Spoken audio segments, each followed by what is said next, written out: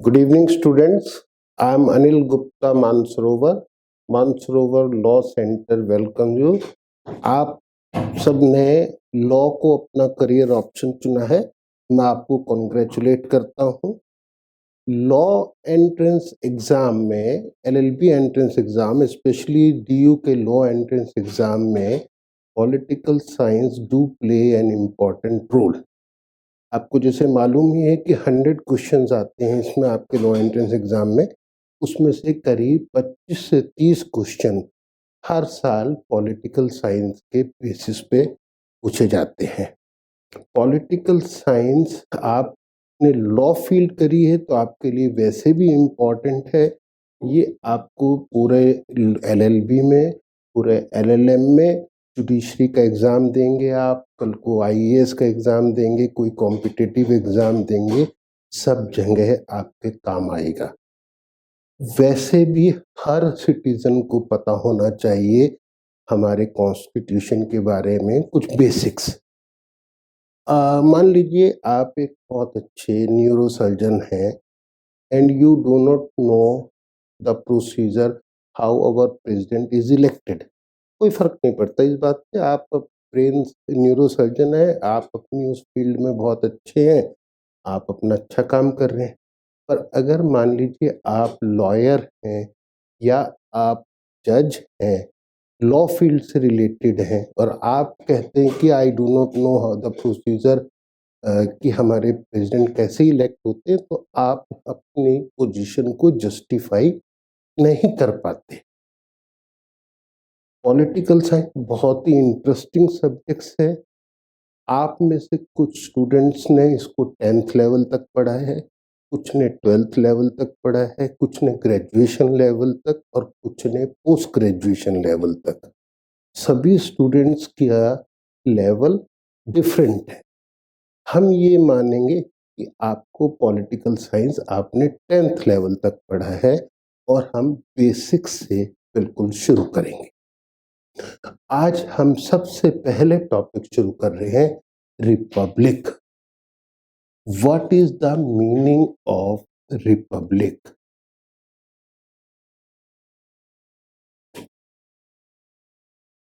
Republic, जैसा कि आपको मालूम है, हमारा कंट्री एक रिपब्लिक कंट्री है।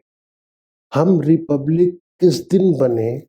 26 जनवरी 1950 को। और हम इंडिपेंडेंट कब हुए? 15 अगस्त 1947 को। इसका मतलब हम 15 अगस्त 1947 को एक इंडिपेंडेंट कंट्री तो बन गए थे, पर हम एक नॉन रिपब्लिक कंट्री थे। तो हम इंडिपेंडेंट के साथ साथ रिपब्लिक कंट्री कब बने? 26 जनवरी 1950 को। देन व्हाट हैपेंड ऑन 26 जनवरी 1950? इसमें ज़्यादातर स्टूडेंट्स कहते हैं कि जी उस दिन हमारा कॉन्स्टिट्यूशन इम्प्लीमेंट हुआ था। बिल्कुल ठीक था, उस दिन हमारा कॉन्स्टिट्यूशन इम्प्लीमेंट हुआ था। पर क्या ये परफेक्ट रीजनिंग है कि उस दिन हम रिपब्लिक बने? इसको तो इस तरह से भी लिया जा सकता है कि जिस दिन जिस कंट्री का कॉन्स्टिट्यूशन इम्प्लीमेंट हो, वो दिन उस कंट्री का रिपब्लिक डे हो। ऐसा नहीं है। इसमें हम रिपब्लिक किस तरह से बने, इसको थोड़ा-सा समझने की ज़रूरत है। मैं आपको एक एग्ज़ाम्पल देना चाहता हूँ। मैं 2 ग्रुप बना रहा हूँ। Group A, group B. Group A में मैं जापान लिख रहा हूँ, Sweden, Spain, Canada,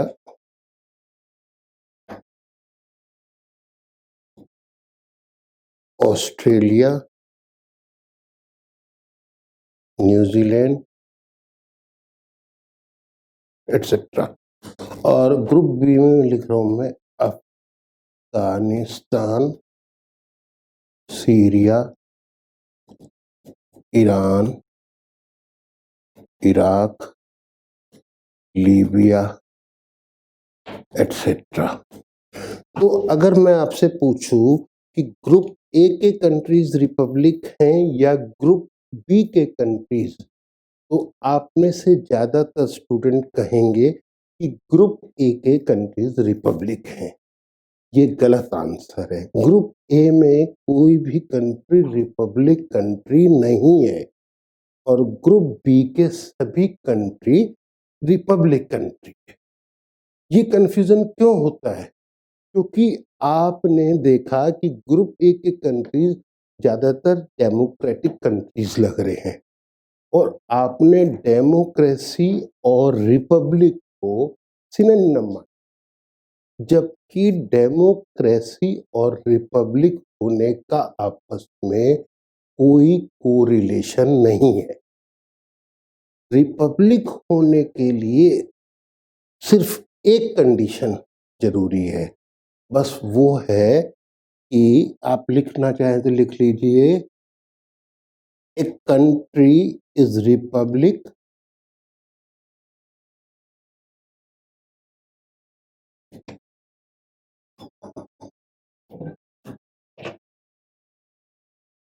where head of the state is not hereditary। तो जिस कंट्री का head of the state hereditary नहीं होता वो कंट्री रिपब्लिक है, और जिस कंट्री का head of the state hereditary होता है वो रिपब्लिक कंट्री नहीं है। कुछ बुक्स में आप देखेंगे लिखा होता है republic is a country where head of the state is elected. ये गलत है। जरूरी नहीं है कि वो इलेक्टेड हो, वो फासिस्ट रूलर भी हो सकता है, वो कम्युनिस्ट लीडर भी हो सकता है, वो नाजी रूलर भी हो सकता है, वो डिक्टेटर भी हो सकता है, वो मिलिट्री रूलर भी हो सकता है, but head of the state must not be hereditary. अब हम इसको इंडिया को देखते हैं कि इंडिया में हम रिपब्लिक 26 जनवरी को 1950 को कैसे बने। हम जब इंडिपेंडेंट हुए तो हमारे 15 अगस्त 1947 को हम इंडिपेंडेंट हुए, तो हमारे head of the state technically थे किंग जॉर्ज 6, ब्रिटिश मोनार्क। अब ब्रिटिश मोनार्क तो लंदन में रहते थे। अब उन्होंने इंडिया के लिए अपना एक पर्सन को नॉमिनेट कर दिया और उसको डेजिग्नेशन दे दी गवर्नर जनरल। तो हमारे हेड ऑफ द स्टेट थे गवर्नर जनरल लॉर्ड माउंटबेटन।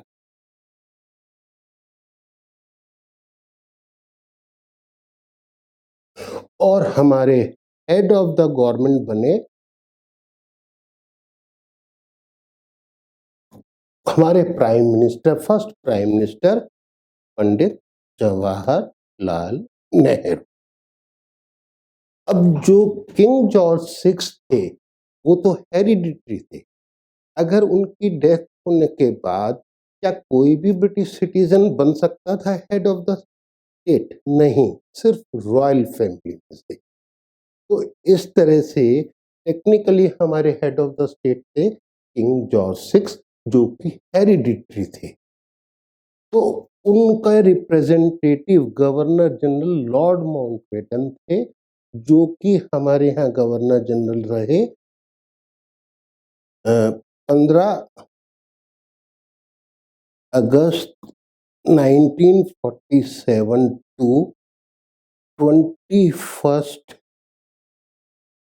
जून 1948।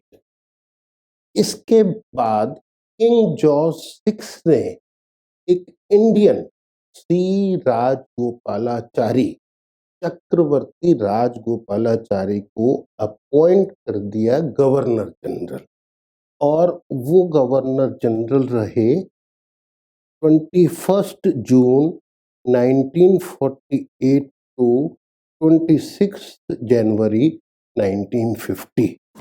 तो इस तरह से हम देखें तो अब तक हमारे यहाँ head of the state hereditary था, पर हमने 26 जनवरी 1950 को, जिस दिन हमारा कॉन्स्टिट्यूशन इम्प्लीमेंट हुआ, उस दिन हमने ये प्रोविजन कर लिया कि अब हमारा head of the state hereditary ना होकर इलेक्टेड होगा, और हमारे हेड ऑफ द स्टेट बने हमारे पहले प्रेसिडेंट डॉक्टर राजेंद्र प्रसाद।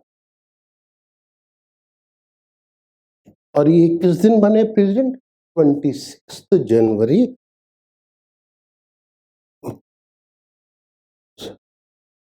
प्रसाद। और ये किस दिन बने हमारे president? 26 January 1950।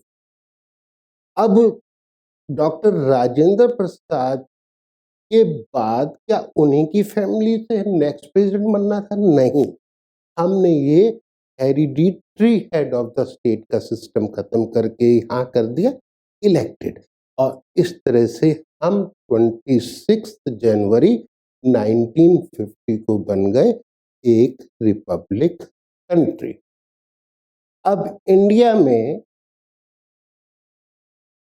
Who is head of the state?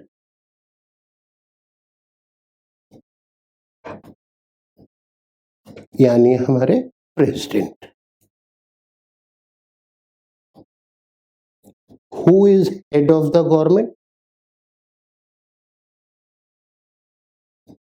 हमारे प्राइम मिनिस्टर। ब्रिटेन में who is head of the state? British monarch.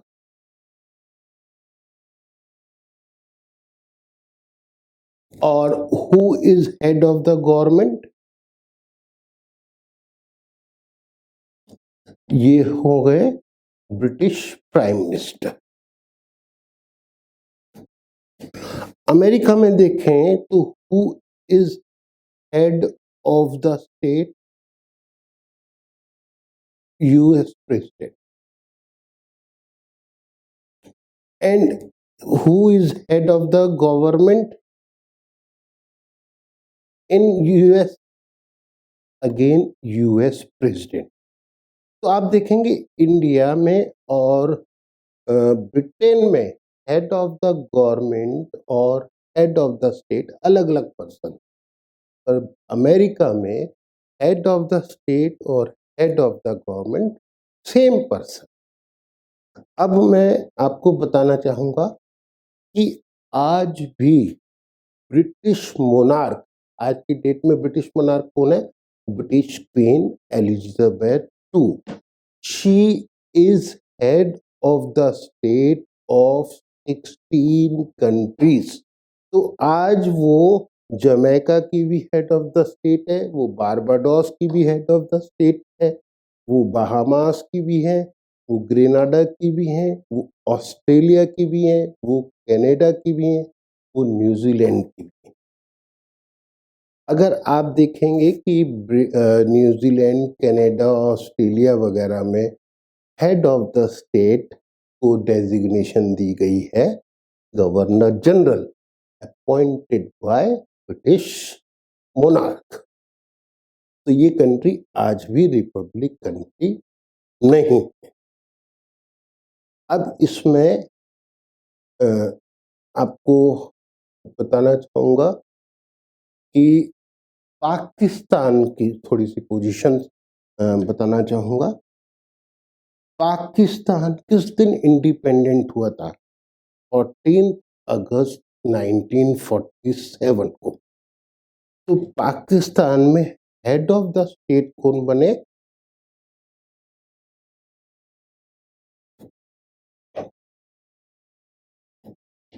Mohammad Ali Jinnah, और इनकी डेजिग्नेशन क्या थी? Governor general. इनको अपॉइंट किसने किया? British monarch king George six ने। और हेड ऑफ द गवर्नमेंट बने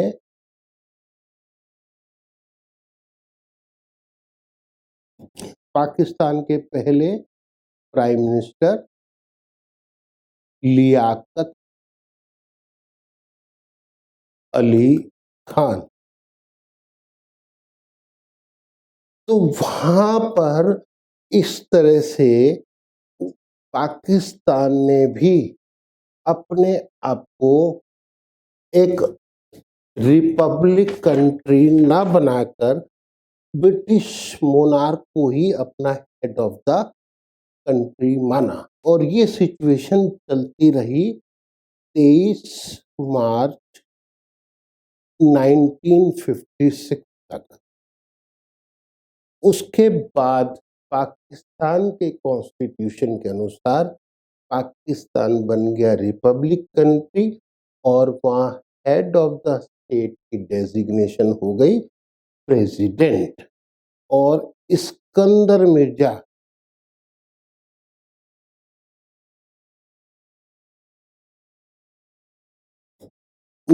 बने वहाँ के पहले प्रेसिडेंट।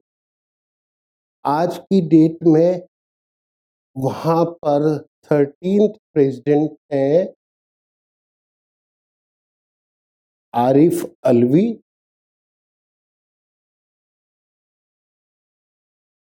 और 22nd प्राइम मिनिस्टर हैं इमरान खान।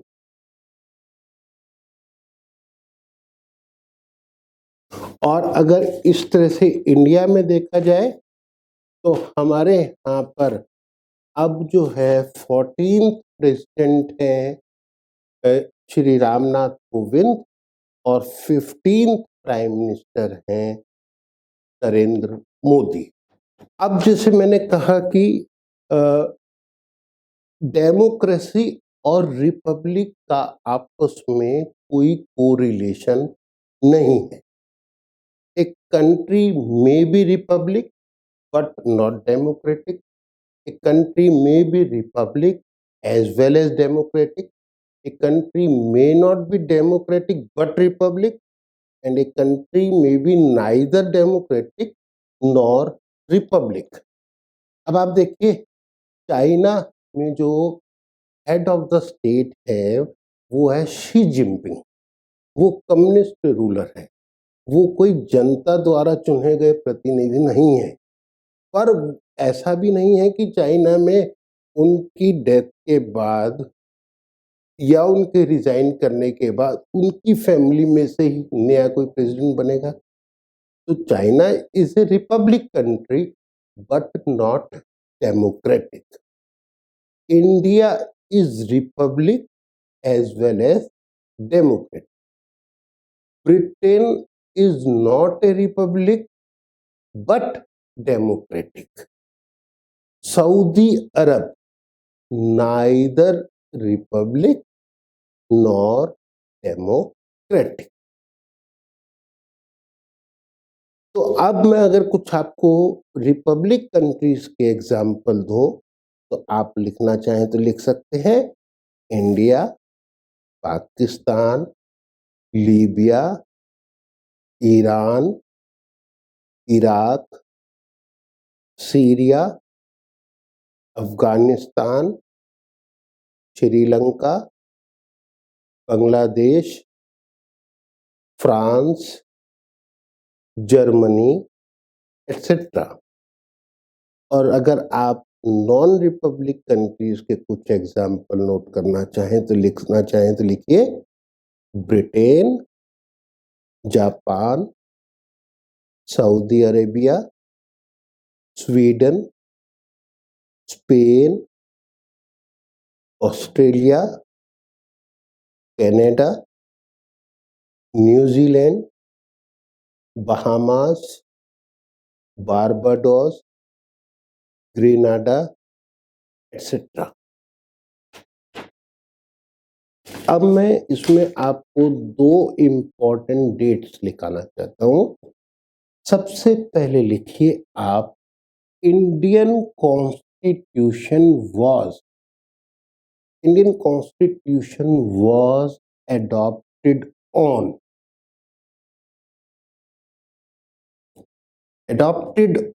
किस दिन हमने उसको एक्सेप्ट करा था, किस दिन हमने उसको स्वीकार कर लिया था, उसकी डेट है 26 नवंबर 1949। और अगर वर्ड हो कि किस दिन से हमने अपने कॉन्स्टिट्यूशन को इम्प्लीमेंट किया, तो our constitution was implemented on, तो आपका आंसर होगा 26 जनवरी 1950। एक और क्वेश्चन बड़ा इंपॉर्टेंट है, हमारा रिपब्लिक डे किस दिन होता है? 26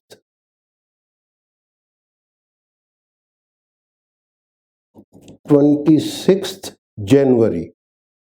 और हमारा कॉन्स्टिट्यूशन डे किस दिन होता है?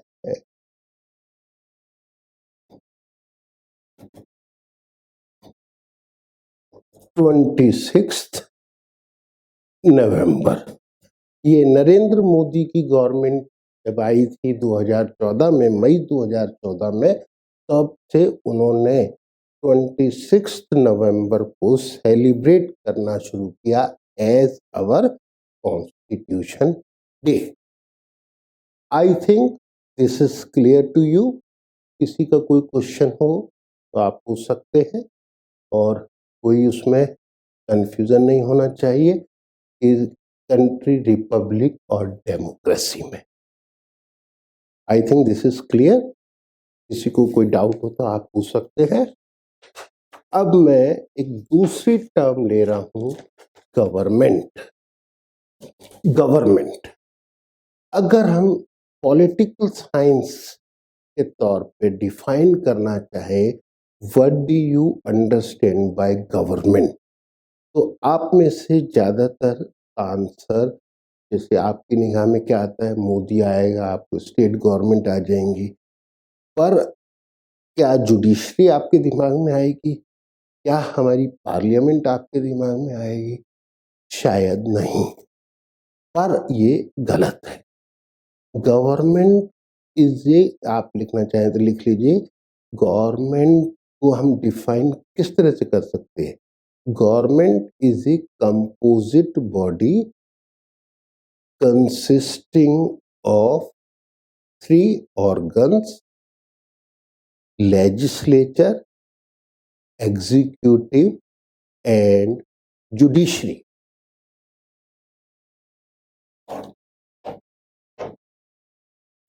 Legislature, executive,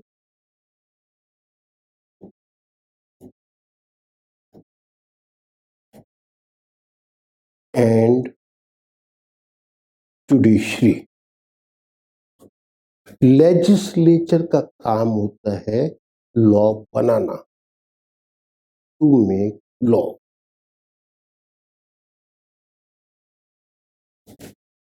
एग्जीक्यूटिव का काम होता है उन लॉज को इम्प्लीमेंट करना, टू इम्प्लीमेंट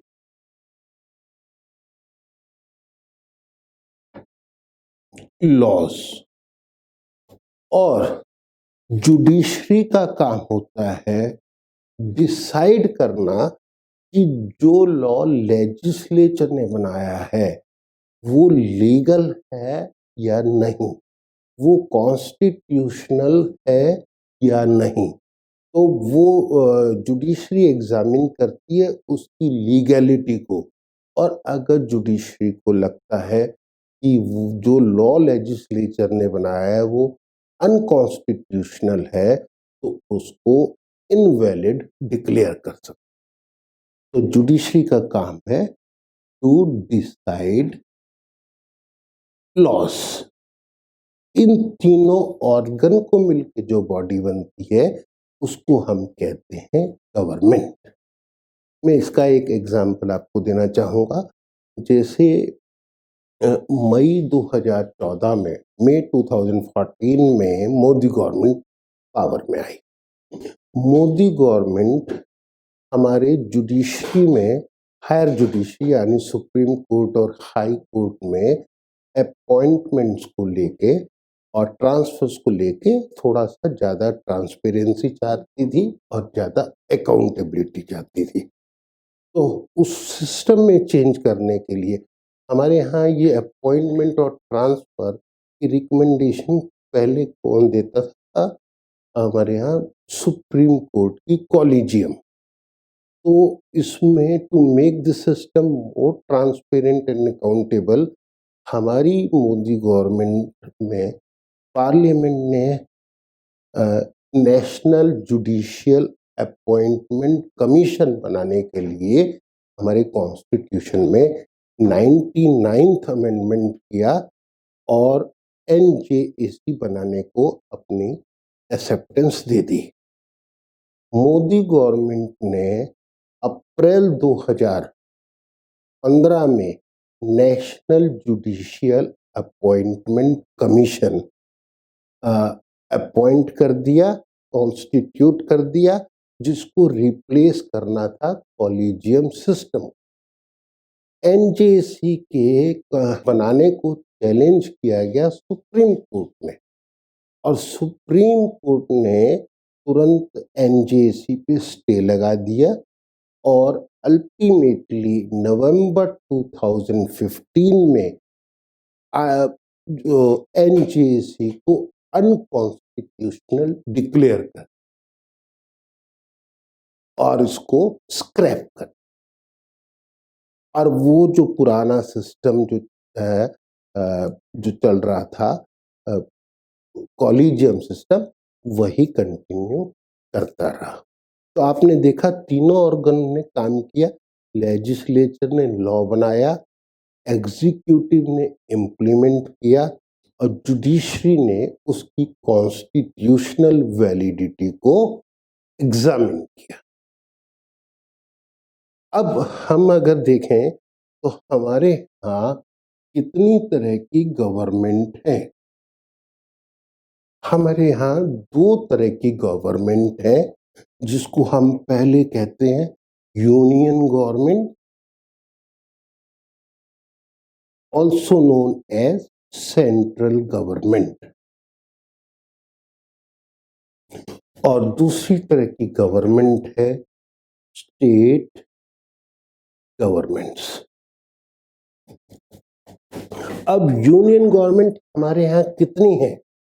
हमारे यहाँ एक है। और स्टेट गवर्नमेंट कितनी है हमारे यहाँ? 28 स्टेट।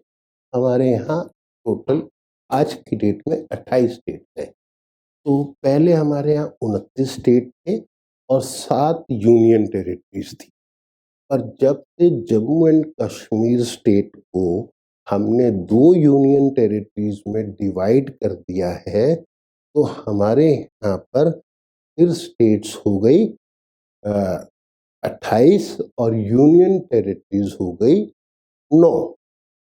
पर अब हमने ये 2 यूनियन टेरिटरीज को दादर एंड नगर हवेली और दूसरी union territory Daman and Diu को मिलाकर एक बना दी है। तो अब टोटल हमारे यहाँ यूनियन टेरिटरीज कितनी हो गई? 8 और स्टेट्स हो गए 28। तो 28 स्टेट्स के लिए 28 गवर्नमेंट। अब यूनियन गवर्नमेंट कहाँ रूल करती है? यूनियन, अगर आप टेक्निकली देखें तो union government rules over 8 union territories, और जो 28 स्टेट गवर्नमेंट्स हैं, ये 28 स्टेट गवर्नमेंट्स कहाँ कहाँ काम करती है? अपनी अपनी स्टेट पॉलिटिकल बाउंड्रीज। क्या पंजाब गवर्नमेंट का रूल हरियाणा में चलेगा? नहीं। तो वो यूपी गवर्नमेंट का रूल किसी और स्टेट में चलेगा? नहीं चलेगा। वो यूपी की पॉलिटिकल बाउंड्रीज में ही चलेगा।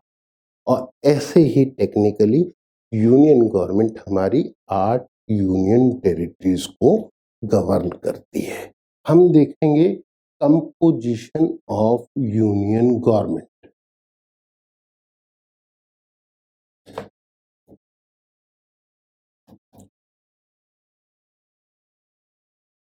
यूनियन गवर्नमेंट की भी 3 ऑर्गन है,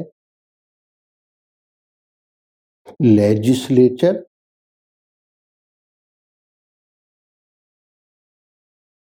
एग्जीक्यूटिव और जुडिशरी। लेजिस्लेचर का क्या काम है? To make laws.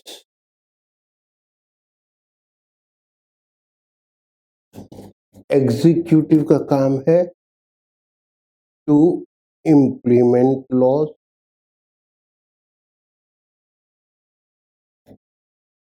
और जुडिशरी का काम टू डिसाइड लॉज। अब जो यूनियन गवर्नमेंट में लेजिस्लेचर यानी लॉ मेकिंग बॉडी को हम क्या कहते हैं? हमारी पार्लियामेंट।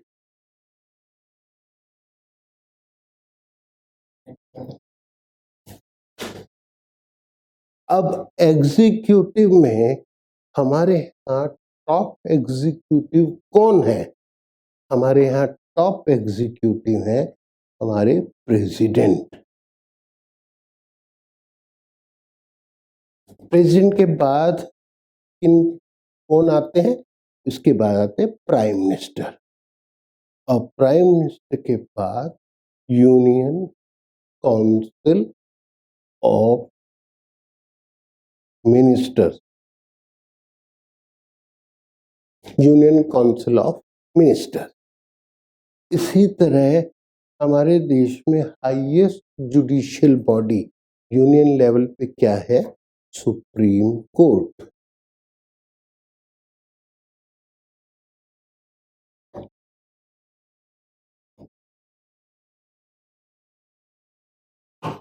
तो ये हो गई कंपोजिशन ऑफ यूनियन गवर्नमेंट।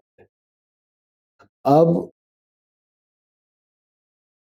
हम देखते हैं हमारी स्टेट गवर्नमेंट कैसे कॉन्स्टिट्यूट होती है। तो आप देखिए स्टेट गवर्नमेंट।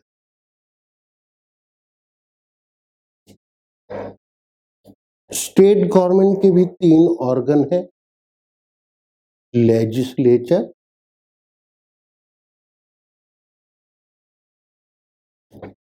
दूसरा ऑर्गन एग्जीक्यूटिव और तीसरा ऑर्गन जुडिशरी। तो स्टेट गवर्नमेंट का पहला ऑर्गन लेजिस्लेचर क्या काम करेगा? To make laws for that state. हमारे यहाँ 28 स्टेट्स हैं। 28 स्टेट्स में डिफरेंट लॉज हो सकते हैं। तो ये लॉ में कौन बनाएगी? स्टेट की लेजिस्लेचर। और स्टेट लेजिस्लेचर को, जैसे हमने यूनियन गवर्नमेंट में लेजिस्लेचर का नाम दिया पार्लियामेंट, तो स्टेट लेजिस्लेचर का हम नाम देंगे स्टेट लेजिस्लेचर।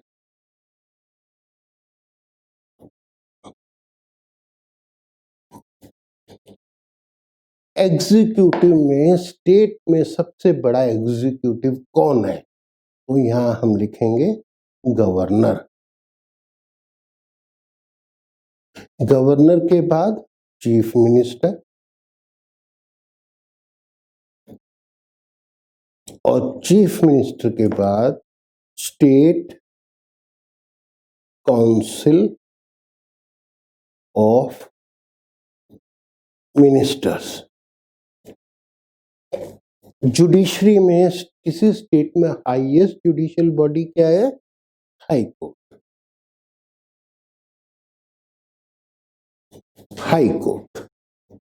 तो ये पॉइंट आपको क्लियर हो गया कि इस तरह से हमारी फॉर्मेशन होती है स्टेट गवर्नमेंट की। तो हमने आपको अभी तक दो मीनिंग बताए हैं, रिपब्लिक का मीनिंग और गवर्नमेंट का मीनिंग। थर्ड मीनिंग हम शुरू करते हैं word state. What do you understand by the term state? तो अगर मैं आपसे क्वेश्चन पूछूं कि out of these four options, which option do represent state in its true sense? तो मैंने चार ऑप्शन लिखे हैं, इंडिया, राजस्थान, थर्ड जयपुर और फोर्थ यूएनओ। अगर मैं कहूं इन चार ऑप्शन में से स्टेट ऑप्शन कौन सा ऑप्शन रिप्रेजेंट करता है ट्रू सेंस में ऑफ पॉलिटिकल साइंस, तो आपका क्या आंसर होगा? आप में से कुछ स्टूडेंट आंसर करेंगे राजस्थान, पर राजस्थान आपका आंसर गलत होगा। करेक्ट आंसर है India. India is a state, not Rajasthan. और अभी आप कहेंगे कि मैंने जैसे टर्म यूज की कि हमारे इंडिया में 28 स्टेट है, तो ये तो कन्फ्लिक्टिंग बात हो गई। मैंने कहा पॉलिटिकल साइंस में स्टेट का मतलब होता है कंट्री, ना कि उस स्टेट की यूनिट्स। तो what in fact what is Rajasthan और महाराष्ट्र और तमिलनाडु? तो these are units of Indian state. ये अपने आप में स्टेट क्या है? इंडिया है। इसी तरह जैसे अगर हम कहते हैं कि 193 states are members of UNO, तो इसका मतलब 193 independent sovereign countries are members of UNO. तो यहाँ पर हमेशा पॉलिटिकल साइंस में स्टेट को लिया जाता है कंट्री के लिए। इसको और क्लियर करने के लिए मैं आपको बताऊंगा कि किसी स्टेट को बनने के लिए चार मैंडेटरी कंडीशंस हैं। वो चार मैंडेटरी कंडीशंस हैं, पहला है land, second population, third is government and fourth is sovereignty.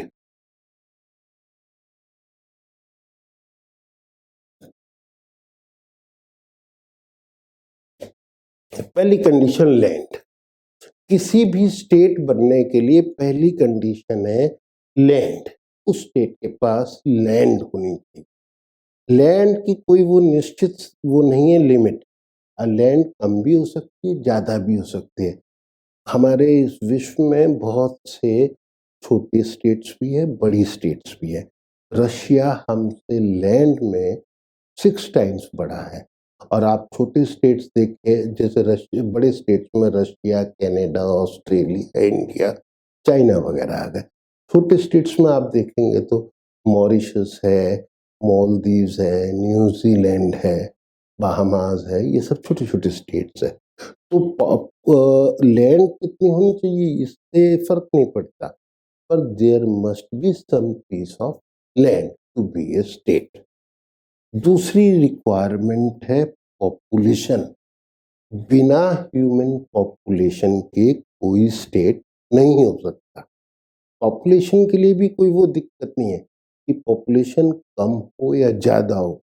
हमारे यहाँ इंडिया, चाइना वगैरह में पॉपुलेशन बहुत ज़्यादा है, पर आप देखें त्रिनिदाद, टोबागो, मॉरिशस, मालदीव, इन न्यूजीलैंड, लीबिया, इन सब कंट्रीज में पॉपुलेशन बहुत कम है, पर फिर भी ये स्टेट है। तो कोई फर्क नहीं है पॉपुलेशन कम हो या ज़्यादा हो, पर कुछ ना कुछ ह्यूमन पॉपुलेशन ज़रूरी है किसी स्टेट के बनने के लिए। Third is government.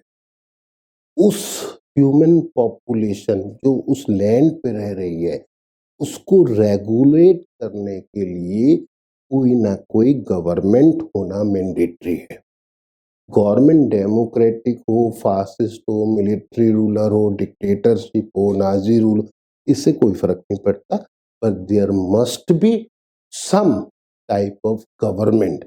हमारे जैसे इंडिया में डेमोक्रेटिक गवर्नमेंट है, चाइना में कम्युनिस्ट गवर्नमेंट है, सऊदी अरब में किंगशिप है, कुछ कंट्रीज में डिक्टेटरशिप है, कहीं पर जैसे जर्मनी में पहले नाजी रूल था, इटली में फासिस्ट रूल था, उस पे कोई फर्क नहीं है, पर किसी ना किसी तरह की गवर्नमेंट होनी चाहिए।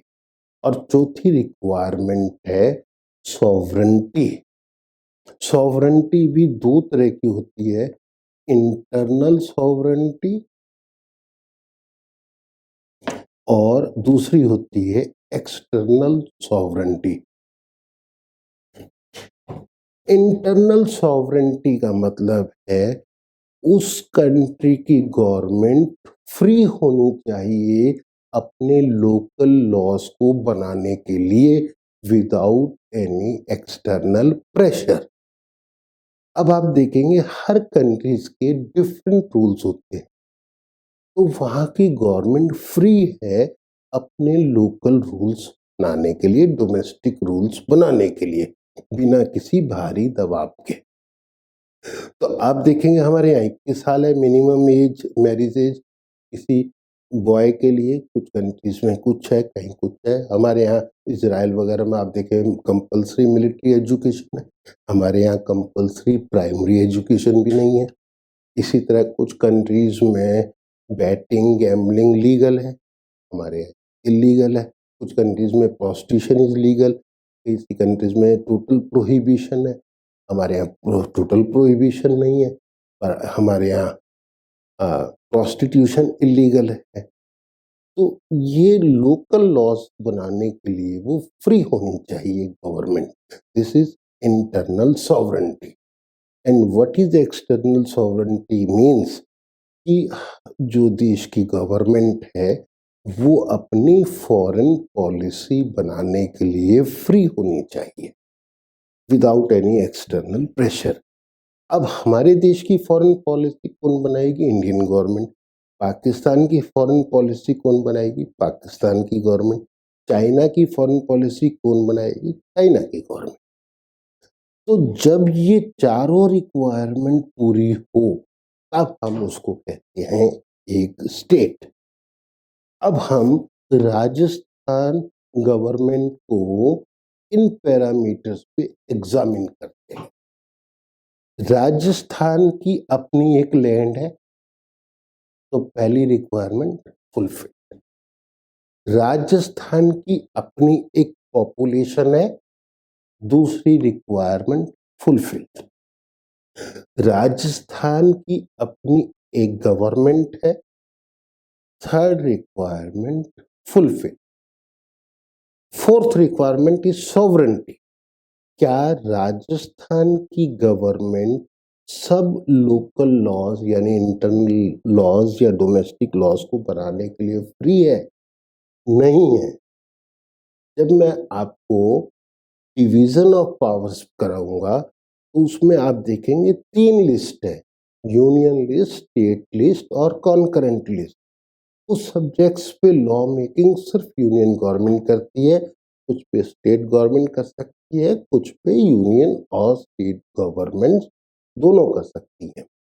पर हमारे यहाँ राजस्थान की गवर्नमेंट पूरी तरह से इंटरनली सॉवरेन नहीं है। What about external sovereign? External sovereignty तो है ही नहीं राजस्थान गवर्नमेंट के पास। राजस्थान की गवर्नमेंट डिसाइड नहीं करेगी हमारी फॉरेन पॉलिसी। कभी आपने सुना है राजस्थान गवर्नमेंट का फॉरेन मिनिस्टर? ये तमिलनाडु का फॉरेन मिनिस्टर, और हमारे देश का फॉरेन मिनिस्टर होता है तो यूनियन गवर्नमेंट का फॉरेन। उसको एक्सटर्नल हमारी फॉरेन पॉलिसी डिसाइड करने का राजस्थान की गवर्नमेंट के पास कोई राइट नहीं है। तो क्या लैक कर रहा है? सॉवरेनिटी। अगर इन्हीं पैरामीटर्स पे हम इंडिया को देखें तो इंडिया के पास लैंड है, इंडिया की अपनी एक पॉपुलेशन है, इंडिया की अपनी गवर्नमेंट है, इंडिया के पास सॉवरेनिटी है, internal sovereignty as well as external sovereignty. That is why India is a state, but Rajasthan is not a state. External sovereignty is the power of the government to decide its foreign policy. हमारी देश की government बनाएगी हमारी foreign policy. हमने किस country से कैसे relation रखने हैं, हमारे किस कंट्री से कैसे रिलेशन होंगे, हमारी यूएनओ में हमारा रिप्रेजेंटेटिव कौन होगा, हमें किस कंट्री को अपने यहाँ पर जो उनकी एम्बेसी बनाना अलाउ करना है या नहीं, हमें मेंबरशिप किसी कंट्री को देनी है या नहीं देनी, किस कंट्री के सिटीजन्स को हमने अलाउ करना है कि वो इंडिया विजिट कर सकते हैं, इंडियन सिटीजन्स कहाँ-कहाँ जा सकते हैं, ये हमारी गवर्नमेंट डिसाइड करेगी। तो किस कंट्रीज के सिटीजन्स को हम यहाँ सिटीजनशिप दे सकते हैं, किस कंट्री के सिटीजन्स को हम यहाँ पर अलाउ कर सकते हैं इंडिया में रहने, ये सब चीज़ें हमारी गवर्नमेंट डिसाइड करेगी। This is called as external sovereignty. और दैट इज व्हाई ये सिर्फ हमारे पास सॉवरेनिटी किसके पास है? हमारी यूनियन गवर्नमेंट के पास। तो India is a state, Rajasthan is one of the unit of Indian state. Rajasthan की गवर्नमेंट पूरी तरह से इंटरनल सॉवरेन नहीं है। राजस्थान की गवर्नमेंट, जब मैं आपको डिवीजन ऑफ पावर्स कराऊंगा तब उसमें मैं पढ़ाऊंगा आपको कि 99 सब्जेक्ट्स पे लॉ मेकिंग सिर्फ हमारी यूनियन गवर्नमेंट ही कर सकती है। 66 सब्जेक्ट्स पे लॉ मेकिंग स्टेट गवर्नमेंट कर सकती है और हमारे 47 सब्जेक्ट्स पे लॉ मेकिंग यूनियन गवर्नमेंट और स्टेट गवर्नमेंट दोनों कर सकती हैं। पर इमरजेंसी के टाइम में हमारी यूनियन गवर्नमेंट किसी भी स्टेट लिस्ट के सब्जेक्ट पे रूल मेकिंग कर सकती है। तो एक तरह से इंटरनली भी राजस्थान की गवर्नमेंट सॉवरेन नहीं है। अब आप देखते हैं किसी स्टेट में प्रेसिडेंट रूल लगा देते हैं, तब उस स्टेट के बारे में लॉ मेकिंग कौन करता है? सिर्फ हमारी यूनियन गवर्नमेंट। ऐसे ही जब इमरजेंसी लगी होती है, नेशनल इमरजेंसी लगी हो या हमारे यहाँ फाइनेंशियल इमरजेंसी लगी हो, तब भी हमारी यूनियन गवर्नमेंट उस स्टेट के बारे में लॉ बनाए। What decisions are included in internal sovereignty? Internal sovereignty means local laws, जैसे प्रॉपर्टी से रिलेटेड लॉ हो सकते हैं, मैरिज से रिलेटेड लॉ हो सकते हैं, जैसे हम एजुकेशन से रिलेटेड लॉ हो सकते हैं, पब्लिक बिहेवियर से रिलेटेड लॉ हो सकते हैं। जैसे हमारे यहाँ तो प्रोहिबिशन तो स्टेट्स में है, पर तो इंडिया में ऐसा प्रोहिबिशन नहीं है। तो बहुत से इस्लामिक कंट्रीज में प्रोहिबिशन है। हमारे यहाँ बैटिंग गैम्बलिंग लीगली अलाउड नहीं है, कुछ कंट्रीज में लीगली अलाउड है। साउथ अफ्रीका में बैटिंग अलाउड है, अमेरिका में गैम्बलिंग भी कुछ स्टेट्स में अलाउड है।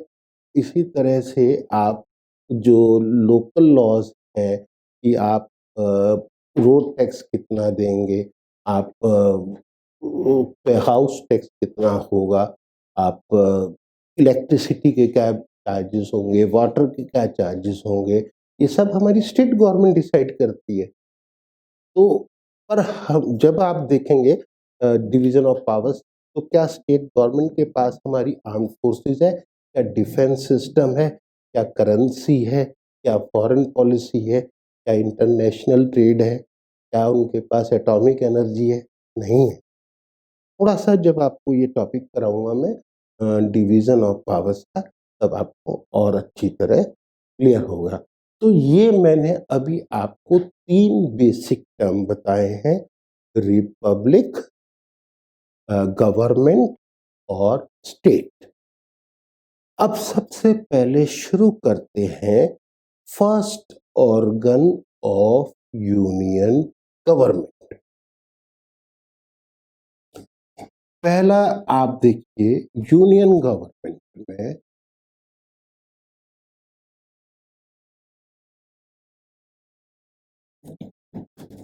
पहले बताया मैंने आपको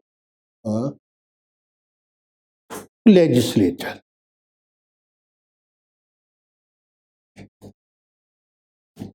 लेजिस्लेचर में यूनियन गवर्नमेंट में मैंने उसको क्या नाम बताया आपको?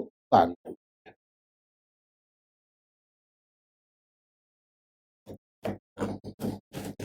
तो हमारे यहाँ पार्लियामेंट है जो यूनियन गवर्नमेंट का पहला ऑर्गन है, यानी लेजिस्लेचर।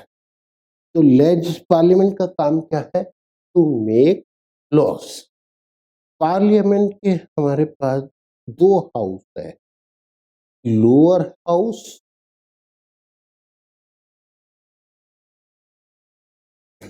Upper house.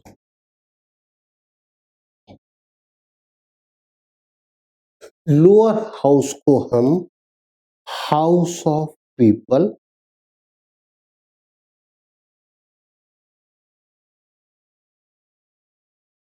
भी कहते हैं और इसको हम लोकसभा भी कहते हैं। अपर हाउस, अपर हाउस को हम राज्यसभा भी कहते हैं और इसका एक दूसरा नाम काउंसिल ऑफ स्टेट्स भी है। लोकसभा के जो मेंबर होते हैं उनको हम कहते हैं मेंबर लोकसभा और राज्यसभा के मेंबर्स को हम कहते हैं मेंबर राज्यसभा। लोकसभा का टेन्योर कितना होता है? 5 इयर्स। क्या ये टेन्योर फिक्स्ड है? नहीं। लोकसभा का ऑर्डिनरी टेन्योर है 5 years, but Lok Sabha can be dissolved before completion of its tenure. Similarly, the tenure of Lok Sabha can be extended beyond 5 years. So tenure is 5 years, but tenure is not fixed. क्या कोई example आपको ध्यान में आता है जब हमने लोकसभा को 5 साल पूरी टेन्योर होने से पहले डिसॉल्व कर दिया हो? यस, 1969 में हमारे यहाँ चुनाव हुए थे और 1967 में चुनाव हुए थे, 1967 में, और नेक्स्ट चुनाव होने थे 1972 में। पर इंदिरा गांधी गवर्नमेंट ने 1 साल पहले ही लोकसभा डिसॉल्व करा के 1971 में चुनाव करवा दिए। इसी तरह हमारे 1971 के चुनाव के बाद 1976 में चुनाव होने चाहिए थे, पर 1976 में चुनाव ना होकर 1977 में चुनाव हुए। इंदिरा गांधी की गवर्नमेंट में लोकसभा का टेन्योर 1 साल बढ़ा दिया गया था। इसी तरह हमारे यहाँ 77 में चुनाव हुए, 1982 में होने थे, पर 1979 में ही लोकसभा को डिसॉल्व करके फिर मिड टर्म इलेक्शन कराए गए। सिमिलरली ये 1989 में इलेक्शन हुए और 1991 में हमें दोबारा इलेक्शन करवाने पड़े और इस तरह से हमने लोकसभा को पहले ही डिसॉल्व कर। Who has the power to dissolve Lok Sabha? Lok Sabha को डिसॉल्व करने की पावर किसके पास है? हमारे प्रेसिडेंट के पास। अब मेरा क्वेश्चन है next, what is the tenure of Rajya Sabha? आप में से ज्यादा स्टूडेंट आंसर करेंगे 6 years, बट टेन्योर, ये आंसर गलत होगा। टेन्योर ऑफ राज्यसभा में लिखेंगे आप परमानेंट हाउस। राज्यसभा हमेशा एग्जिस्टेंस में रहती है। Rajya Sabha can never be dissolved. Rajya Sabha हमेशा एग्जिस्टेंस में रहती है। तो आपने सिर्फ अगर क्वेश्चन आए टेन्योर ऑफ राज्यसभा तो आपका आंसर होगा परमानेंट हाउस। अब आपसे पूछना चाह रहा हूं मैं, tenure of A member of Lok Sabha. अब आपका आंसर होगा tenure of A member of Lok Sabha is 5 years, but tenure is not fixed. जिस दिन हमारे प्रेसिडेंट डिसॉल्व कर देंगे लोकसभा को, उस दिन लोकसभा के सभी मेंबर्स की टेन्योर खत्म हो जाएगी। और हमारे प्रेसिडेंट, जैसे मैंने अभी आपको कहा, 5 साल से पहले भी लोकसभा को डिसॉल्व कर सकते हैं। इसी तरह लोकसभा का टेन्योर 5 साल के बियॉन्ड भी बढ़ाया जा सकता है। What about tenure of A member of Rajya Sabha? अब क्या कहेंगे आप? अब आंसर होगा tenure of A member of Rajya Sabha is 6 years and tenure is fixed. जो भी मेंबर एक बार राज्यसभा का मेंबर बन गया वो 6 साल राज्यसभा का मेंबर रहेगा, क्योंकि राज्यसभा तो डिसॉल्व बीच में कभी हो नहीं सकती, तो वो उसकी टर्म 6 साल फिक्स हो। अब हमारी कौन सी लोकसभा चल रही है? पिछले साल अप्रैल मई में हमने अपनी 17th लोकसभा को चुना।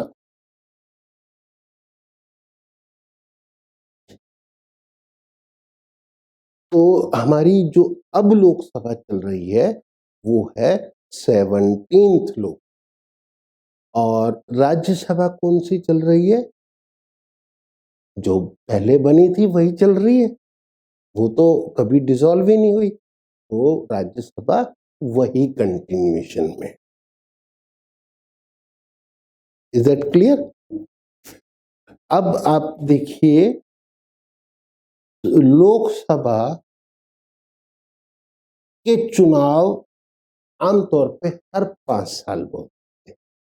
तो हमने 2019 में लोकसभा के नए मेंबर्स को चुना, और ये कब तक मेंबर्स रहेंगे?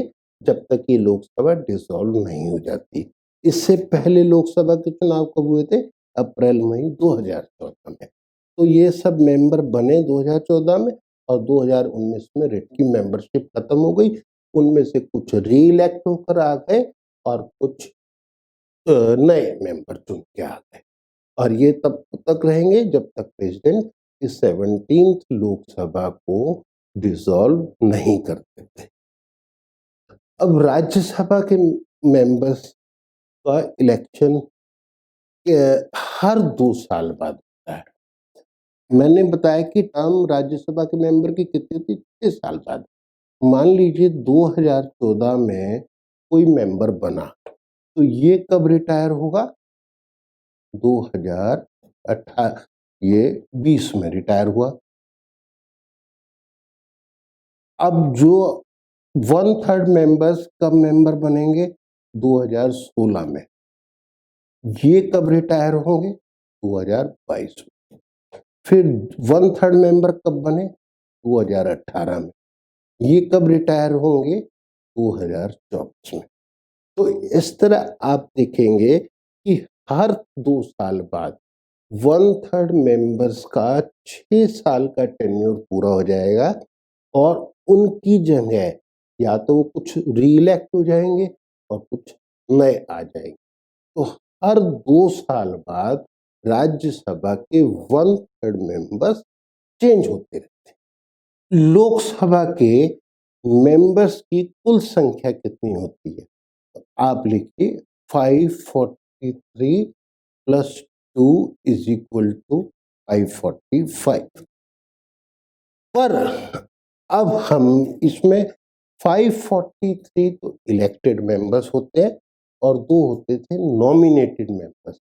इनको नॉमिनेट कौन करते थे? हमारे प्रेसिडेंट। कहाँ से? एंग्लो इंडियन कम्युनिटी से। पर अब हमने ये प्रोविजन खत्म कर दिया है।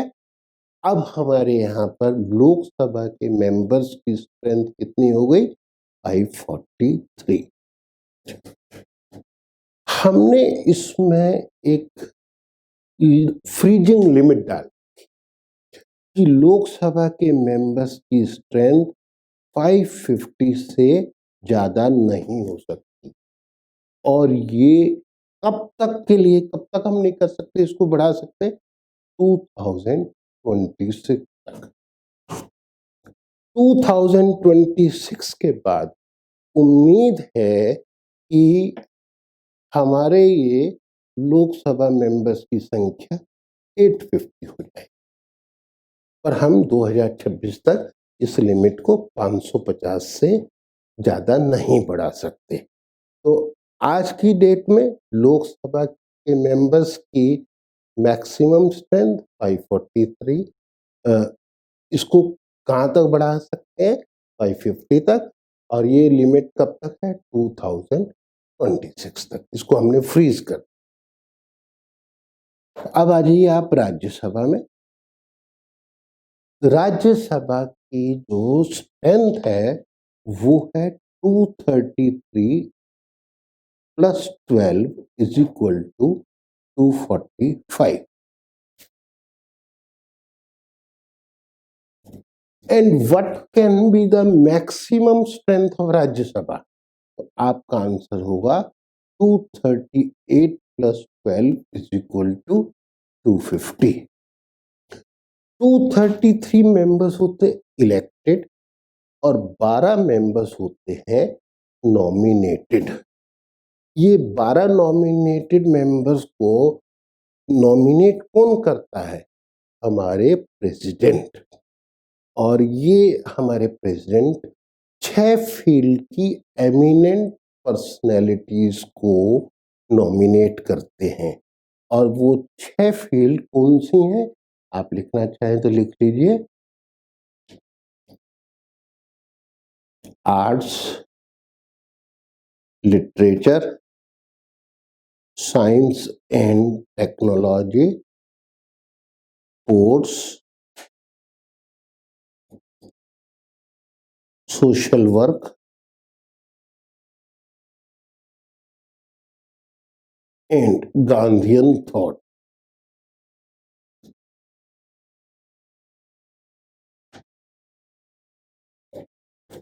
तो करीब इन 6 फील्ड से हर साल मतलब हमारे प्रेसिडेंट 12 मेंबर्स को नॉमिनेट करते हैं राज्यसभा में। तो जैसे इस वक्त जो 12 नॉमिनेटेड मेंबर्स हैं वो जैसे हैं रघुनाथ महापात्र आर्ट फील्ड से, सोनल मानसिंह आर्ट फील्ड से, रूपा गांगुली आर्ट से, सुरेश गोपी आर्ट से, राम शकल सोशल वर्क के लिए, संभाजी राजे सोशल वर्क के लिए, मैरी कॉम स्पोर्ट्स के लिए, राकेश सिन्हा लिटरेचर के लिए, सुब्रमण्यम स्वामी इकोनॉमिक्स फील्ड से, लिटरेचर फील्ड से, नरेंद्र जाधव इकोनॉमिक फील्ड से, स्वपन दास गुप्ता जर्नलिज्म से और जस्टिस KTS तुलसी लॉ से। इन 12 मेंबर्स को हमारे प्रेसिडेंट ने नॉमिनेट किया हुआ है एज राज्यसभा मेंबर्स। इससे पहले आपने ध्यान दिया होगा कि फिल्म स्टार रेखा आर्ट्स की फील्ड से थी राज्यसभा की मेंबर और इसी तरह सचिन तेंदुलकर स्पोर्ट्स फील्ड से हमारे राज्यसभा के मेंबर थे।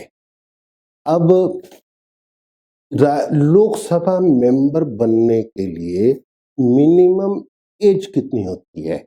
लोकसभा मेंबर बनने के लिए मिनिमम एज है 25 इयर्स और राज्यसभा का मेंबर बनने के लिए minimum age is 30 years. In Lok Sabha members का चुनाव कैसे किया जाता है? जैसे मैंने आपको बताया कि 543 लोकसभा मेंबर्स है, इनका चुनाव कैसे होता है?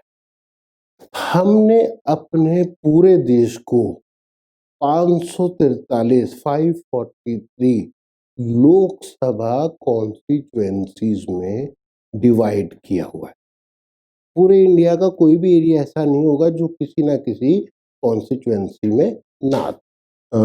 योशिता सूद का क्वेश्चन है, how often does the president nominate the 12 members in Rajya Sabha?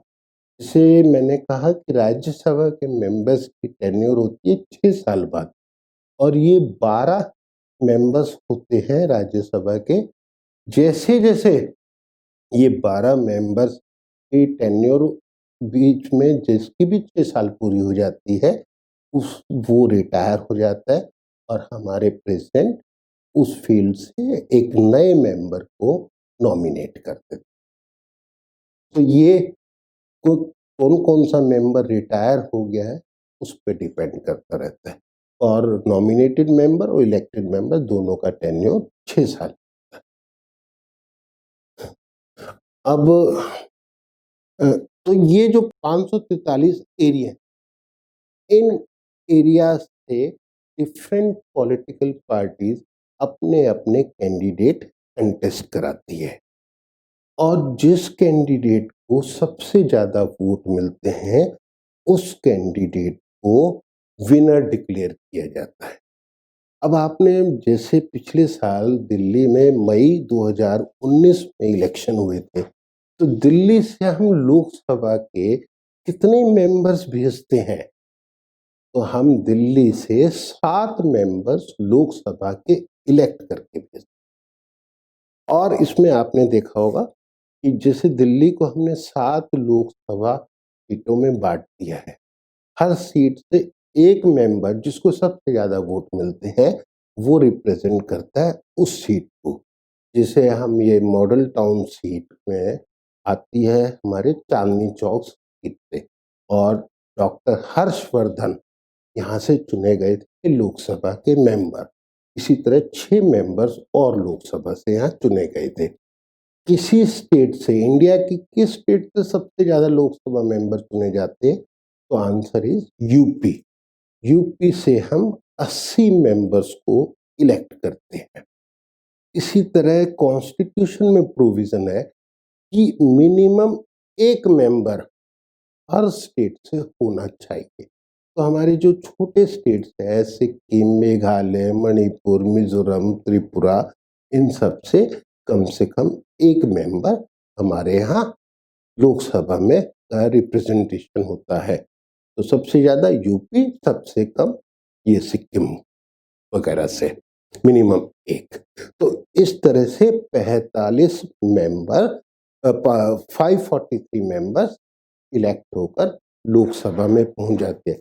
मान लीजिए, फॉर इसको मैं थोड़ा सा और क्लियर कर दूं, मान लीजिए चांदनी चौक एरिया से 5 कैंडिडेट खड़े हुए हैं A B C D E और टोटल वोटर्स हैं 100 और 100 के 100 वोटर्स ने वोट दिया। ए को मिले 30 वोट, बी को मिले 10 वोट, सी को मिले 35।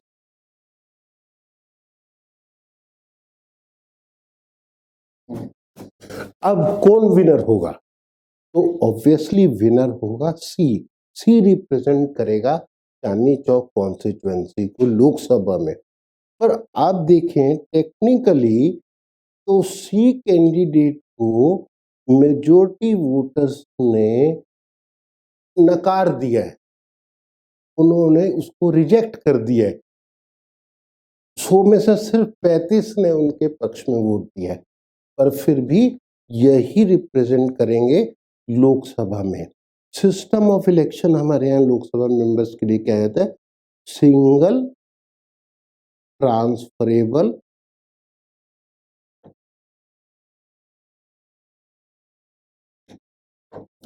Vote system. हमारी वोट वैल्यू कितनी होती है? हमारे कॉन्स्टिट्यूशन ने 18 साल से बड़े सभी नागरिकों को वोट का राइट दिया है, जिसको हम कहते हैं यूनिवर्सल एडल्ट फ्रेंचाइज। तो हमारी वोट वैल्यू थी 1। ये सभी के लिए सिमिलर है, चाहे कोई एजुकेटेड है, चाहे कोई अनएजुकेटेड है, चाहे कोई मेल है, चाहे कोई फीमेल है, चाहे किसी भी रिलीजन का है, किसी भी रेस का है, किसी भी रीजन में रहता है।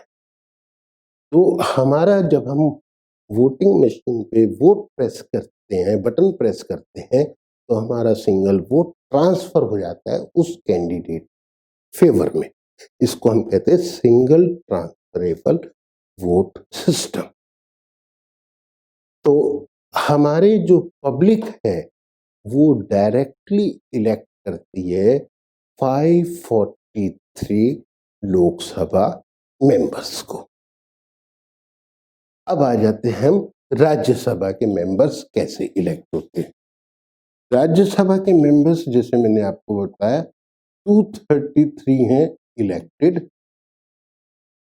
और 12 है नॉमिनेटेड।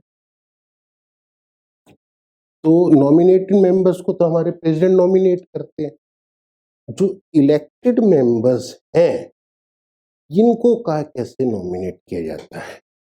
तो इसके लिए आपको होना इस तरह से करना पड़ेगा कि जो ये राज्यसभा के मेंबर्स हैं इनको हम पब्लिक इलेक्ट नहीं करती, they are elected indirect.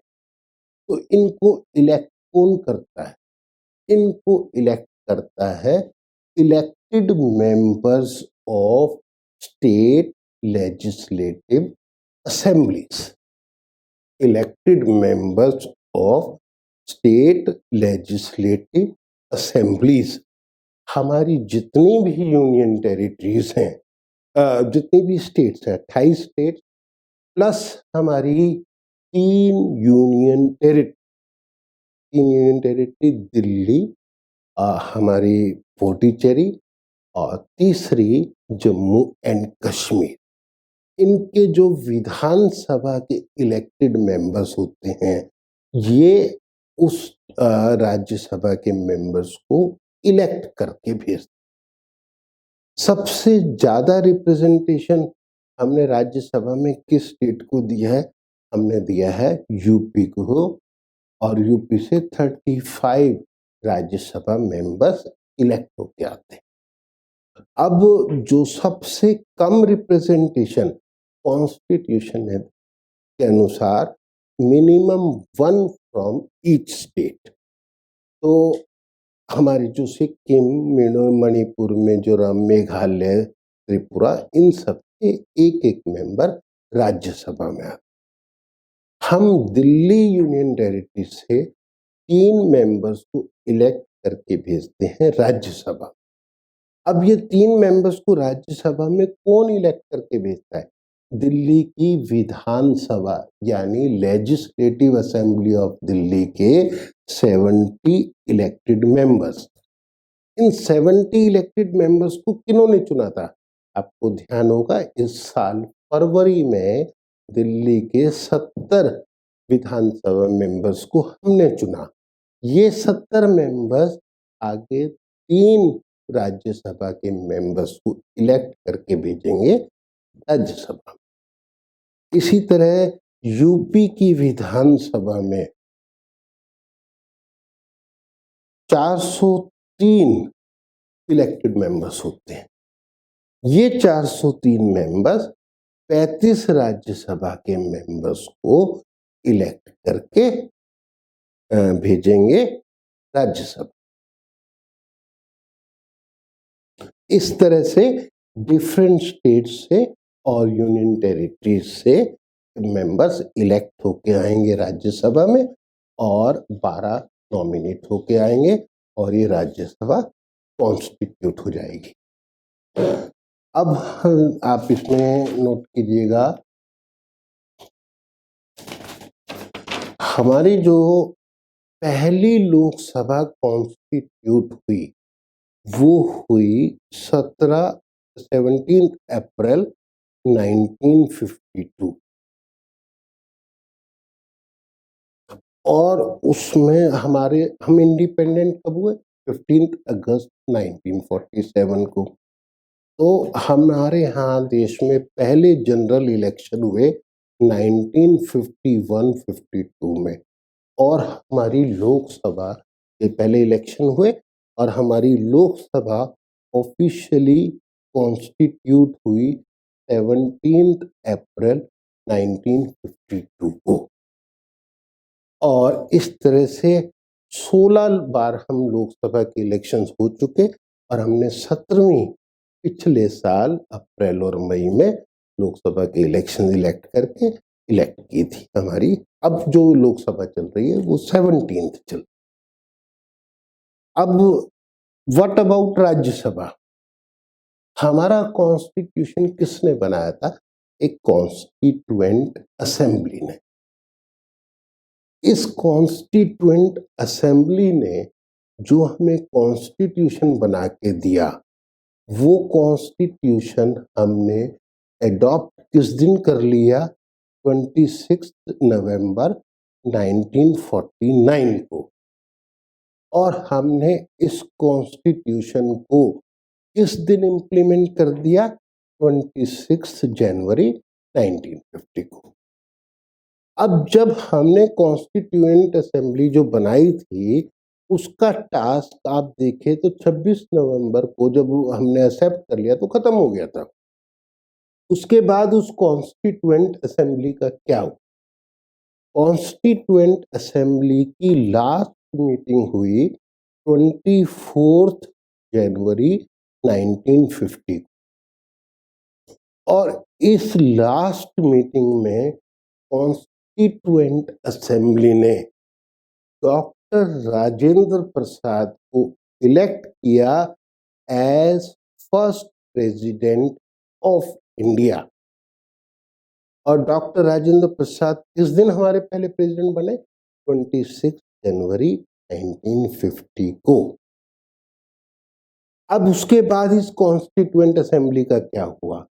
Constituent assembly was converted into Rajya Sabha और इस तरह से हमारी राज्यसभा किस दिन ऑफिशियली कंस्टिट्यूट हुई?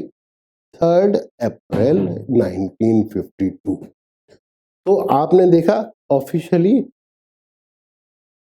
3 अप्रैल 1952 को राज्यसभा कॉन्स्टिट्यूट हो गई। 17 अप्रैल 1952 को लोकसभा कॉन्स्टिट्यूट हो गई। दोनों हाउस हमारे कॉन्स्टिट्यूट हो गए और हमारी पार्लियामेंट कंटिन्यू बन गई और तब से चल रही है। लोकसभा के बीच बीच में चुनाव होते रहते, अब 17th लोकसभा चल रही है और इसी तरह से हमारी राज्यसभा चल रही है। एक क्वेश्चन जो आपके लिए बार बार आता है वो है पार्लियामेंट कंसिस्ट ऑफ, तो ज्यादातर बच्चे आंसर लिखते हैं लोकसभा प्लस राज्यसभा। ये आंसर गलत है। आपको आंसर जो टिक करना है वो करना है parliament consist of president plus Lok Sabha plus Rajya Sabha.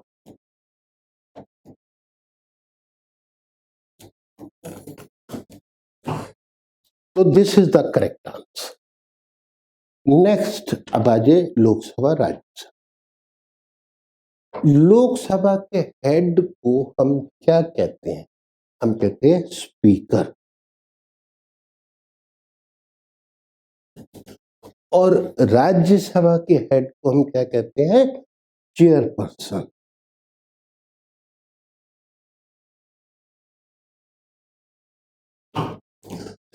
अब जो स्पीकर होता है वो लोकसभा के मेंबर्स खुद में से एक को इलेक्ट करते हैं आपने एक एज स्पीकर। तो लोकसभा का जो स्पीकर होता है वो लोकसभा का मेंबर भी होता है। इसमें क्वेश्चन जो बहुत बार आपके एंट्रेंस एग्जाम में आया हुआ, लॉ एंट्रेंस एग्जाम में, कि who was first speaker of Lok Sabha. तो फर्स्ट स्पीकर थे जीवी मावलंकर।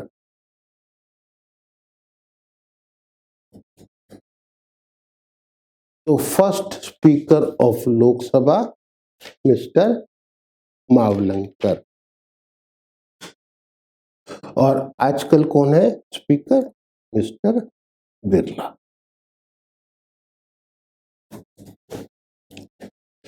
इसमें एक क्वेश्चन और आपका आ सकता है, वो है कि ओम बिरला, और एक क्वेश्चन कि वो was first women speaker of Lok Sabha. तो आपका आंसर होगा Mrs Meera Kumar.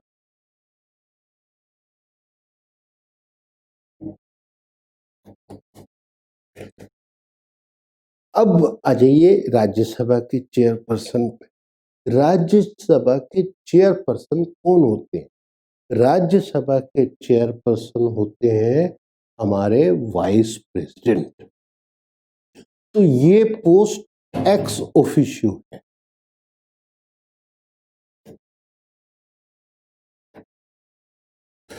Ex officio है, या एक्स ऑफिशियो पोस्ट का क्या मतलब है?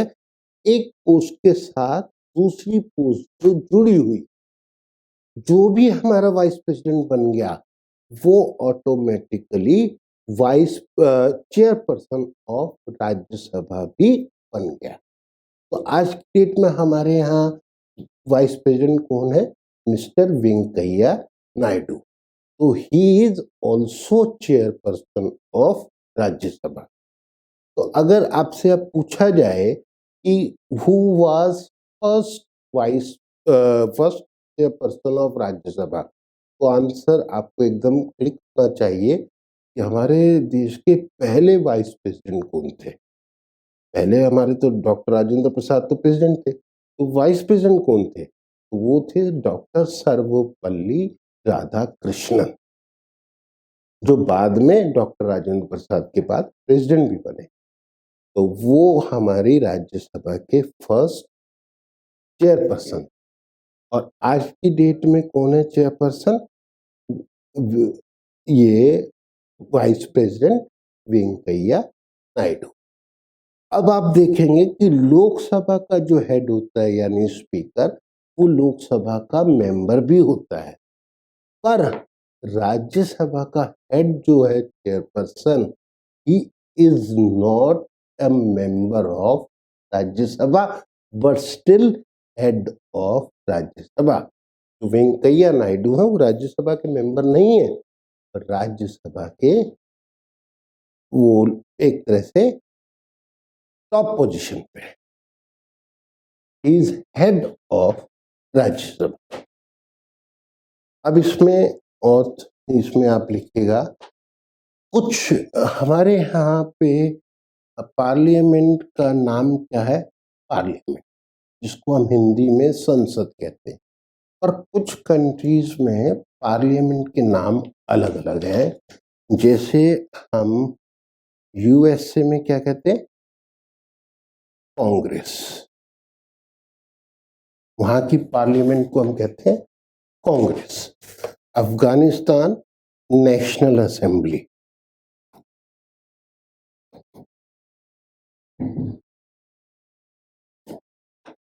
Bangladesh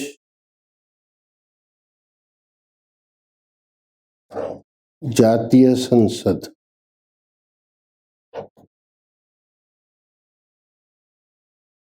Iran Majlis. Israel नीसेट।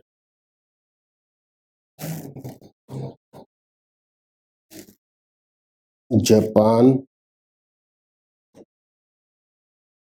Diet, Nepal Rashtriya panchayat,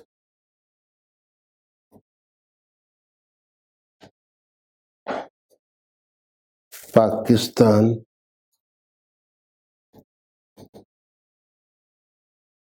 मजलिस ए शुरा,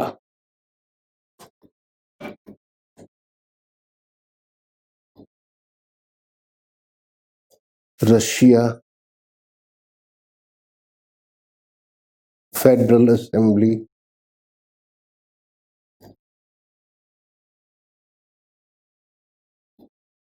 या ड्यूमा DUMA, जर्मनी में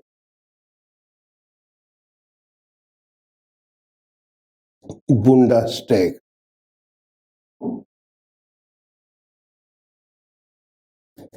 मालदीव्स में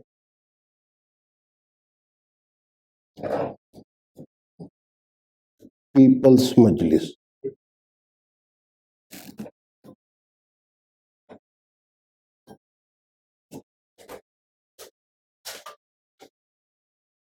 अब मैं आपको 3 मेजर कंट्रीज के बताना चाहता हूं कि उनकी कंपोजिशन किस तरह से है। ब्रिटेन में पार्लियामेंट का नाम पार्लियामेंट, उसमें लोअर हाउस 2 हाउस है, lower house upper house. Lower house को कहते हैं हाउस ऑफ कॉमन,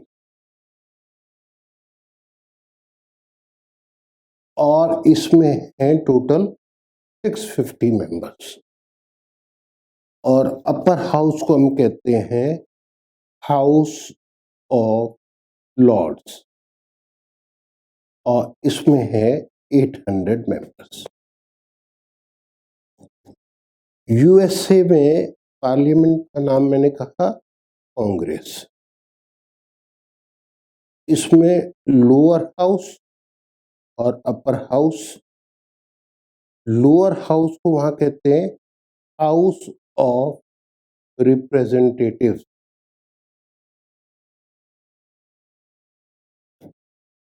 और इसके अंदर है 435 मेंबर्स। और अपर हाउस को कहते हैं सीनेट, और इसमें होते हैं 100 मेंबर्स। पाकिस्तान में को मैंने जिस बताया मजलिस ए शूरा, मजलिस ए शूरा में 2 हाउस हैं, lower house upper house. Lower house को हम वहां कहते हैं नेशनल असेंबली, और नेशनल असेंबली में है 342 मेंबर्स। और अपर हाउस को हम कहते हैं सीनेट, और सीनेट में है 104 मेंबर। आप जनरली देखेंगे कि लोअर हाउस में मेंबर्स ज़्यादा होते हैं और अपर हाउस में कम, पर Britain is an exception. Britain में अपर हाउस में ज़्यादा मेंबर्स हैं, लोअर हाउस में कम। इसी तरह से जनरली लोअर हाउस ज़्यादा पावरफुल होता है और अपर हाउस कम पावरफुल होता है, पर अमेरिका एक्सेप्शन है। अमेरिका में upper house is more powerful than lower house, और British upper house is known as weakest upper house in the world. तो हाउस ऑफ लॉर्ड्स जो है एक तरह से वीकेस्ट लोअर हाउस माना अपर हाउस माना जाता है वर्ल्ड में, और अमेरिकन सीनेट जो है वो most powerful upper house in the world माना जाता है। तो अब हम इस तरह से हमने ये आपकी फर्स्ट इंट्रोडक्टरी क्लास ली है। नेक्स्ट क्लास में हम फिर आपके साथ होंगे और उसमें टॉपिक होगा second organ of union government, जिसमें हम president, prime minister, vice president वगैरह के बारे में आपको बताएंगे। Thank you very much.